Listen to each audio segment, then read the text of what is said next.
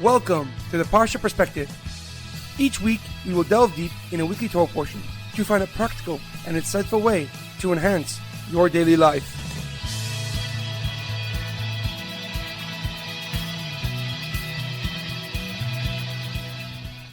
Thank you for tuning in.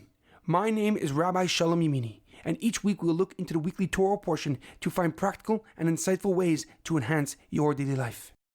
This week's Parsha Perspective is in loving memory of Miriam Bas Yamin, Aaron Ben Yigal, Leah Mintche Bas Yosef, Edward Ben Efraim, Shlomo Ben Edward, and Yirachmiel Daniel Ben Gedalia. May the souls be uplifted and may the memories be a blessing. This week's Torah portion is Parshas Naso, the blessing of love. Our Parsha begins with God telling Moshe the transport duties of the three families of the tribe of Levi. The first family, Gershon, carried all the veils, tapestries, and skins used in the Mishkan. The Kehos family was tasked with transporting all the holy vessels custom-made for the Kohanim for the priests in service of the Mishkan. And the Merari family was entrusted with carrying all the structural components of the Mishkan. God then teaches Moshe Rabbeinu about the Saita and the Nazir. A Saita is a suspected adulteress who was witnessed going to seclusion with another man. This seclusion was specifically after being warned not to associate with that individual. She is forbidden to her husband and must be escorted to the Beis Hamikdash. When she arrives, the Kohanim write this Torah portion on parchment and soak it in water until the ink dissolves. The Saita must drink the water, and if she indeed committed adultery, her belly would miraculously swell until she died. But if she was unharmed by the water, it was clear that she is innocent and was blessed with many blessings. Conversely, the Nazir is a person who vows to abstain from wine and grape products. They must not cut their hair and may not come in contact with a human corpse. This was all done to achieve and attain a deeper level of spirituality and holiness. However, a question comes to mind. At the end of the fourth Aliyah, God tells Moshe the Berchas Kohanim, the priestly blessings that are recited by the Kohanim to this very day. The blessing recited beforehand is Baruch Atah Hashem Elokeinu melech haolam, asher kedishanu b'kedushasai shel Aaron v'tzivanu levarches Amo Yisrael bi'ahava. Blessed are you, the Lord our God, King of the universe, that has sanctified us with the holiness of Aaron the high priest and commanded us to bless your people, the nation of Israel, with love.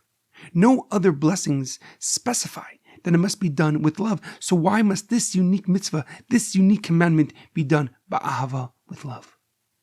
One of the many answers given is that the priestly blessings should be accompanied by love. Each element of the blessing should be given and received with love and affection.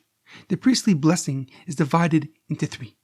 Yivarechecha Hashem v'yishmerecha, may the Lord guard you and watch over you. Ya'ir Hashem panav elecha v'chunecha, may God turn his face towards you and favor you. Yisa Hashem panav elecha v'yasim lecha shalom, may the Lord raise his face towards you and grant you peace. When the Kohen ends the blessing with love, he's asking that the guardianship, that the favor, that the peace bestowed upon the Jewish people and obtained without any limits or restrictions. And interestingly, ba'ahava, this love is codified into law. A Kohen that has resentment towards the congregation, or they have hostility towards him, should not recite the Berchas Kohanim, the priestly blessing, because it must be done with love. However, Rabbi Jonathan Sacks, of blessed memory, the former chief rabbi of Great Britain, gives a deeper and more profound explanation. He writes that the ba'ahava, that the love refers to God's love that is then mirrored by the Kohanim blessing the congregation.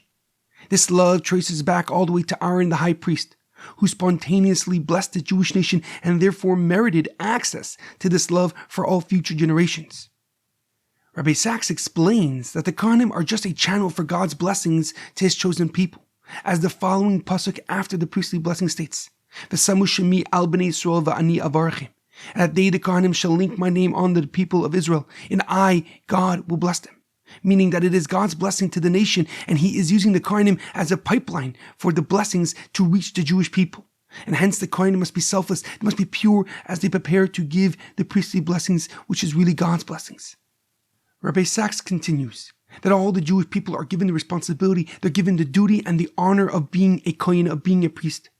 On the second day of preparation before receiving the Torah on Mount Sinai, Moshe Rabbeinu comes down the mountain and repeats what God told him. And you, the Jewish people, shall be a kingdom of priests and a holy nation. Each of us is honored to be a conduit, to be a pipeline for God's blessings here on earth, to be his light for the rest of his creations, to be a divine ambassador of holiness and righteousness, as darkness and chaos blurs God's presence in our physical world. But it all begins with love, the foundational element upon which blessings unfold, develop, and connect us with our Creator. In our daily life, it is imperative to understand that love is not theoretical or an abstract concept confined to the realm of ideas or emotions.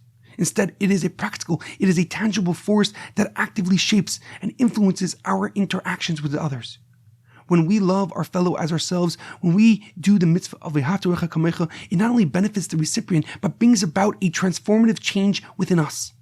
This love aligns our actions with the divine will of our Father in heaven, fostering a deeper connection to the divine purpose and guiding us to our unique and soul potential.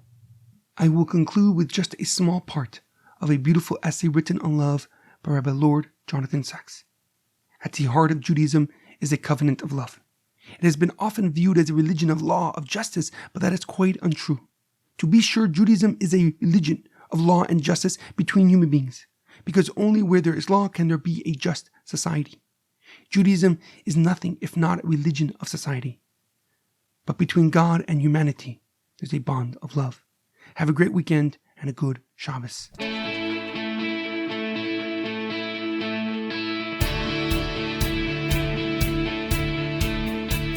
Thank you for tuning in to the Parsha Perspective. Check out our website, theparshaperspective.com. Send thoughts and comments to theparshaperspective@gmail.com. Till next time, thanks for listening.